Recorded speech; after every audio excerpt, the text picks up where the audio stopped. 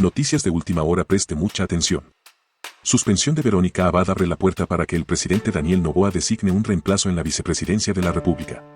El Ministerio de Trabajo suspendió temporalmente por 150 días sin sueldo a la vicepresidenta Verónica Abad por abandonar injustificadamente su lugar de trabajo.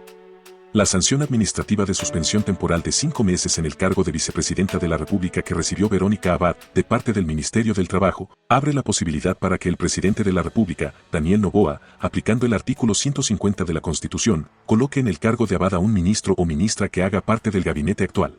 Para el constitucionalista Xavier Palacios, esta es una posibilidad real de estar en firme la sanción administrativa de 150 días de suspensión temporal sin goce de sueldo emitida por el Ministerio del Trabajo el pasado viernes, 8 de noviembre. La decisión contra la vicepresidenta Abad se dio luego de una audiencia en la que se habría demostrado que supuestamente la funcionaria pública abandonó injustificadamente su lugar de trabajo por 5 días. Desde el 2 hasta el 6 de septiembre pasado.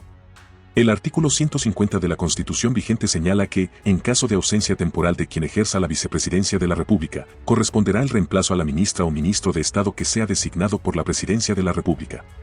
Se aclara que serán causas de ausencia temporal de quien ejerza la vicepresidencia de la República las mismas determinadas para la Presidencia de la República. Por otra parte, la norma en cuestión también define que, en caso de falta definitiva de la vicepresidenta o vicepresidente de la República, la Asamblea Nacional, con el voto conforme de la mayoría de sus integrantes, elegirá su reemplazo de una terna presentada por la Presidencia de la República. La persona elegida ejercerá sus funciones por el tiempo que falte para completar el periodo.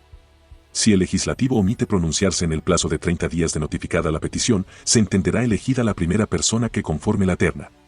Palacios aclara que, para que el presidente Noboa proceda a colocar un reemplazo a Verónica Abad, la resolución administrativa del Ministerio del Trabajo debe estar en firme. Aún la involucrada tendría la posibilidad de plantear acciones de protección dentro del nivel constitucional, aunque también existen mecanismos de impugnación en el propio Ministerio del Trabajo, como el recurso de revisión de la decisión para que la máxima autoridad de la cartera de trabajo la analice. En más noticias. El Ministerio del Trabajo suspendió por 150 días sin remuneración a la vicepresidenta de la República, Verónica Abad. Esta cartera de Estado basó su decisión en que hubo abandono injustificado del lugar de trabajo cuando se le dispuso su traslado de Israel a Turquía. Se trata de un nuevo episodio de las tensiones que desde el día 1 mantiene el gobierno con su vicepresidenta Verónica Abad y que han ido escalando. Ya en septiembre, la ministra del Trabajo advertía que se había abierto un sumario administrativo en su contra y que podría, como una funcionaria pública más, haber sanciones de por medio. Es servidora pública. Cuando conocemos el incumplimiento de normas procesales que se encuentran en la LOCEP, inmediatamente damos apertura al sumario administrativo. Y estas llegaron. El Ministerio del Trabajo resolvió sancionar con suspensión temporal sin goce de remuneración por 150 días a la vicepresidenta Verónica Abad. 5 meses fuera de funciones sin sueldo por abandono injustificado del trabajo por 3 o más días laborales consecutivos. La resolución, que se ha puesto en conocimiento de la Contraloría General del Estado y del propio presidente de la República, fue firmada el viernes por la tarde, pero se conoció hace apenas unas horas. Esta decisión, según el Ministerio del Trabajo, responde a que la vicepresidenta, quien cumplía funciones en Israel, debía trasladarse a Turquía antes del 1 de septiembre, pero llegó el 9 de ese mes. Y esa, sostiene la resolución del Ministerio del Trabajo, es razón suficiente para que Verónica Abad, vicepresidenta de la República, sea suspendida temporalmente de sus funciones.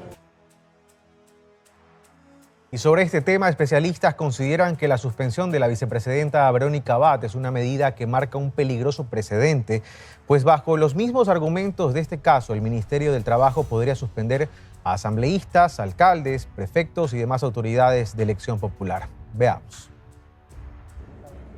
Aldrin Gómez y Esteban Ron, ambos constitucionalistas, consideran que la suspensión de la vicepresidenta Verónica Abad, dispuesta por el Ministerio del Trabajo, es excesiva y con claros intereses políticos.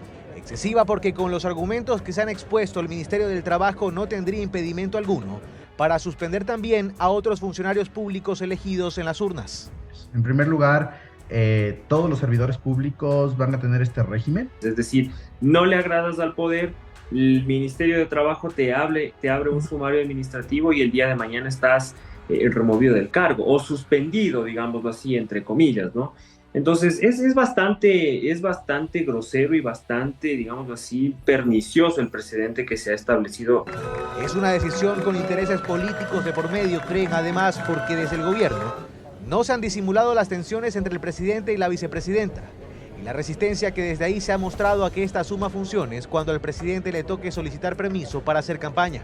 Y se ha movilizado el Estado para que se pronuncie alrededor de un conflicto de carácter personal, lo cual en el ámbito jurídico no cabe. Estamos hablando de una decisión estrictamente política, ¿no? Y además de una decisión estrictamente política con fines electorales. Es bastante grave lo que se ha hecho porque la vicepresidenta de la República es una funcionaria de elección popular. Entonces usted tiene ciertas violaciones graves a derechos y a las garantías del debido proceso. Pero esta decisión podría ir más allá, pues estaría buscando configurar una ausencia definitiva de la vicepresidenta. Y es que la suspensión es de 5 meses y el tiempo para que una ausencia temporal se vuelva definitiva termina a los 3 meses.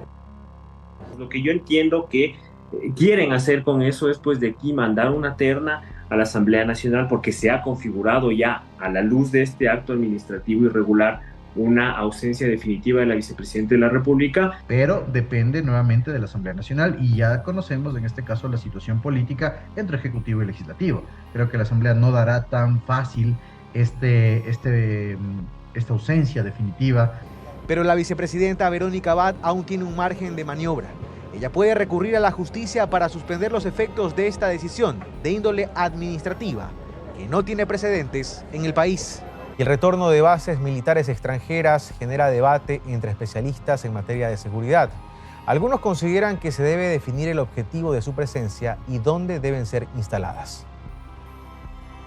Ecuador actualmente debate si se suma o no a los 7 países de la región que cuentan con bases militares estadounidenses en sus territorios. En este sentido, Daniel Pontón, docente de la Escuela de Seguridad y Defensa del Instituto de Altos Estudios Nacionales, señala que si bien el país necesita tomar acciones ante el delito transnacional, también se debe tomar en cuenta si la propuesta enviada por el Ejecutivo se acopla a las nuevas rutas creadas por las agrupaciones delictivas. Ecuador se ha tomado un protagonismo hacia Europa.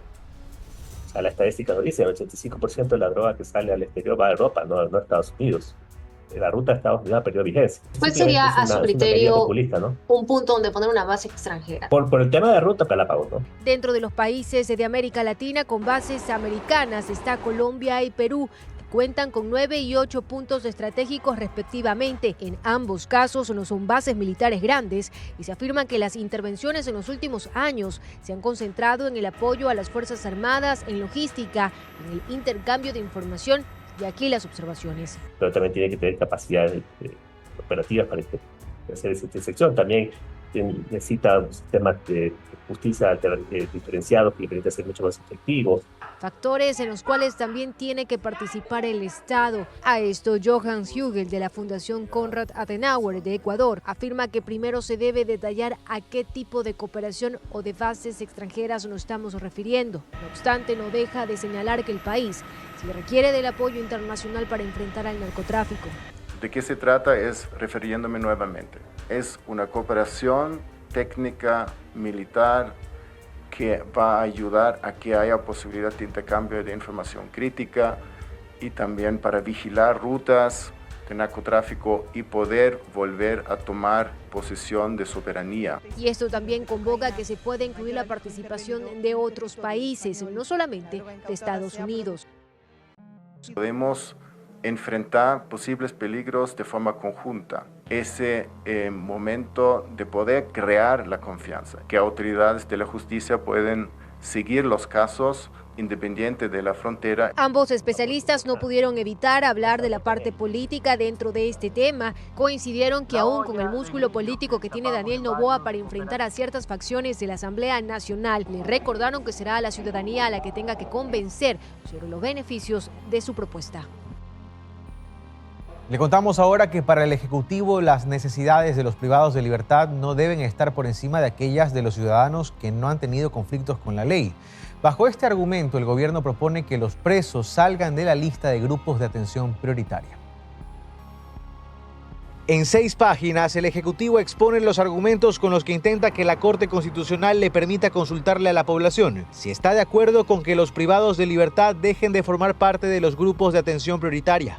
Este informativo tuvo acceso al documento. Ahí, entre otras cosas, se señala que el Servicio de Prisiones ha recibido hasta noviembre de 2024 $185,6 millones y que otras entidades como el Ministerio de Educación, Salud, Trabajo deben recibir en suma $27,4 millones cada año para desde ahí cumplir con la llamada Política Pública de Rehabilitación Social 2022-2025.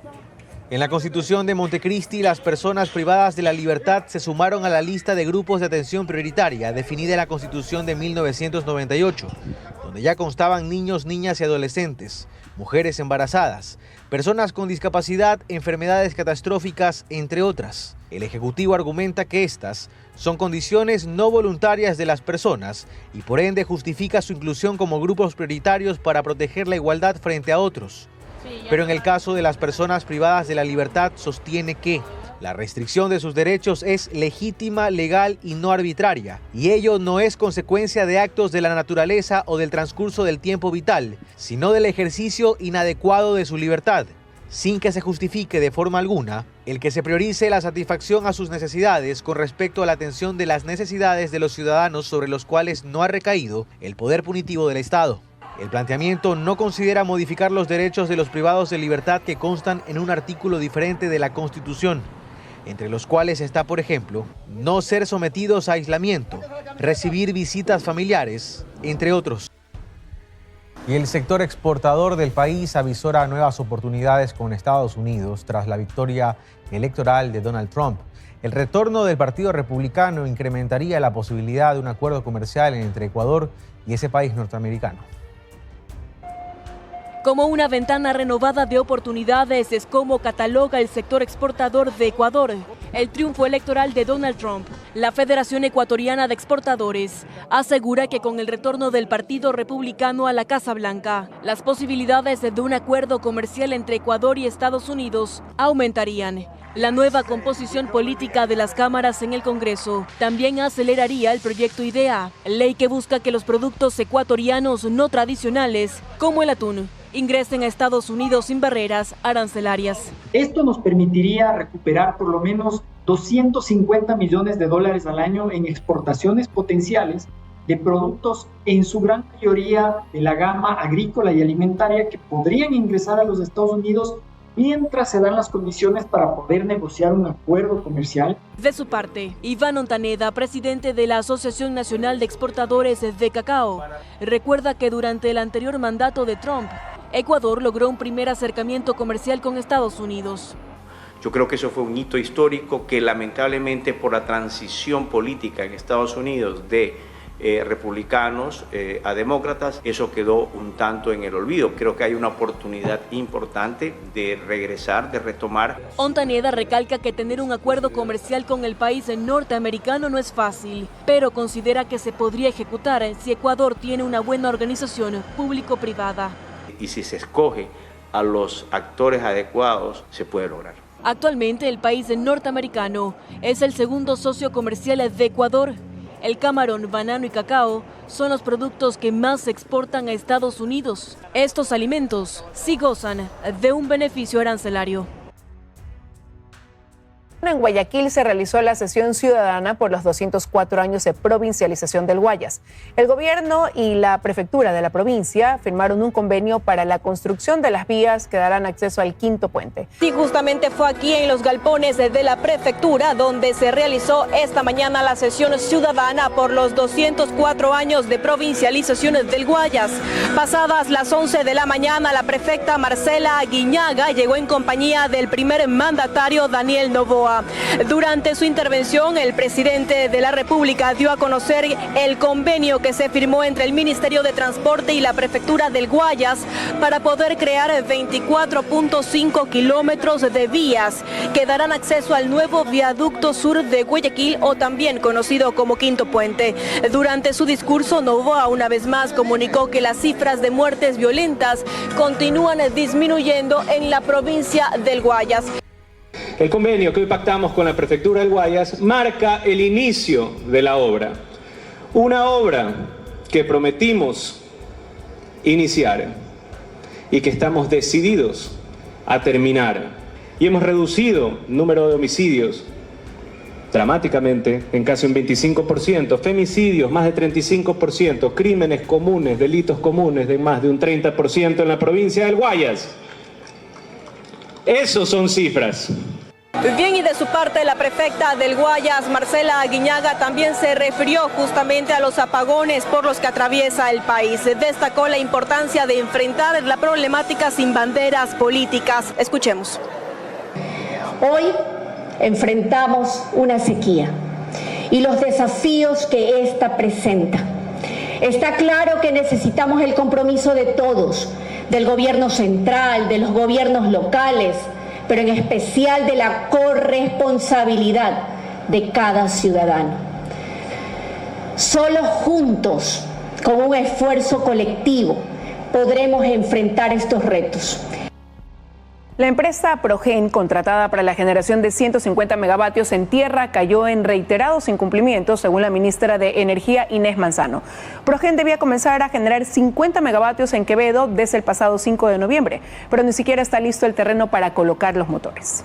Estas son las imágenes del terreno en Quevedo, donde desde el pasado 5 de noviembre la empresa Progen Industries debió iniciar con la generación de 50 megavatios de energía para solventar la emergencia. 3 días después de tener que estar operativos los generadores, apenas se mueve la tierra, se ha delineado dónde irían los motores y el avance de la obra no llega a la cuarta parte. Y la ministra de Energía, Inés Manzano, reconoce que Progen ha caído en un incumplimiento. Le dieron 35 días. Pero ellos no han cumplido con la obra civil en Ecuador, donde no había ni huracanes, ni siquiera había una huelga. Entonces estamos nosotros haciendo la notificación de incumplimiento por su obra civil. Solo Quevedo tiene un avance de obra de 18%. Técnicos de SELEC consultados por este noticiero creen que en el mejor de los casos esto podría estar listo en 2025. Progen es la firma que en agosto se hizo de 2 contratos de emergencia por 149 millones de dólares para la generación de 50 megavatios en Quevedo y 100 megavatios en el Salitral. A través de un comunicado, la empresa se refiere a las modificaciones en el cronograma y asegura que responden a cambios en el cronograma por parte de SELEC, que se dan por eventos de fuerza mayor ajenos a nuestra voluntad, dicen, y que SELEC tiene conocimiento y ha aprobado estas modificaciones al cronograma final de entrega, pero no es lo que dice la ministra. No es verdad. La única prórroga que le entregaron es para Quevedo. Lo que ellos alegaron en esa vez es que había un paro en Houston y los 2 huracanes. Están ellos en una actitud en la cual no quieren informar a quien les está comprando. Lo cierto es que con la apremiante necesidad de solventar la crisis eléctrica se pensó en un contrato de emergencia. Progen ha caído en incumplimientos y esto le debe generar multas de acuerdo al mismo contrato. Hay razones, dice Germán Rodas, comisionado anticorrupción, para que se investigue a la empresa y a quienes la contrataron. La intervención de Contraloría y de Fiscalía para que este contrato sea atendido, observado de la forma que corresponde. Hay que ejecutar garantías, hay que multarlas. Este primer intento del gobierno por conseguir energía sin la dependencia de las lluvias parece fallido. Lo constatan 6 meses después de haberles visitado y 3 meses después de haberlos contratado.